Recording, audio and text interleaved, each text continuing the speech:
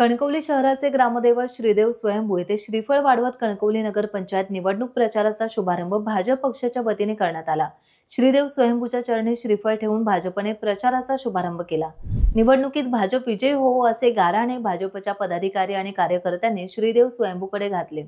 कणकवली नगर पंचायतीच्या निवडणुकीत खासदार नारायण राणे, पालकमंत्री नितेश राणे यांना अभिप्रेत असलेला विकास साधला जाईल असा विश्वास यावेळी भाजपचे नगराध्यक्ष पदाचे उमेदवार असलेले समीर नलावडे यांनी व्यक्त केला।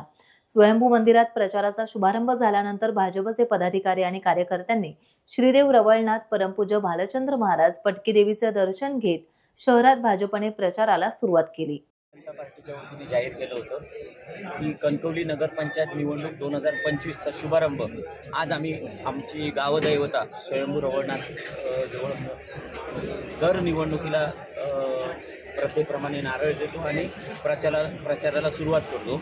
त्याचप्रमाणे आज सर्व इच्छुक उमेदवार, आमच्या अजून उमेदवारांची यादी जाहीर व्हायची आहे, पण सर्व इच्छुक उमेदवारांनी ज्याने काल मुलाखती दिल्या ते सर्व उमेदवार भारतीय जनता पार्टीचे सर्व बूथ अध्यक्ष, शहर अध्यक्ष, महिला अध्यक्षा, सर्व भारतीय जनता पार्टीचे कणकवली शहरातील कार्यकर्ते आज उत्साहाने आले।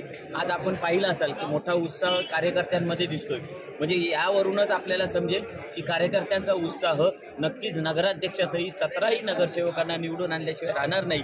कारण ही निवडणूक कार्यकर्त्यांची आहे, कार्यकर्त्यांच्या जीवावरच नगरसेवक आणि नगराध्यक्ष या कणकवली नगरपंचायतच्या सीटवर विराजमान होते। नगराध्यक्ष जरी एकाची मुलाखत झाली असली तरी माझ्या बाजूला असलेले सगळेच नगराध्यक्ष आहेत आणि सगळे नगराध्यक्ष आणि सगळेच नगरसेवक असल्यासारखे काम करणार आहेत।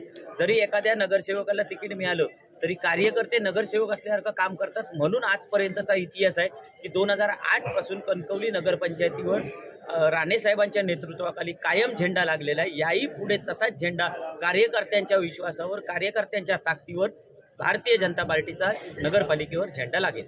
टाइम्स डिजिटलला लाईक करा, सबस्क्राइब करा, शेअर करा आणि बेल आयकॉन दाबायला विसरू नका। पाहत रहा टाइम्स डिजिटल।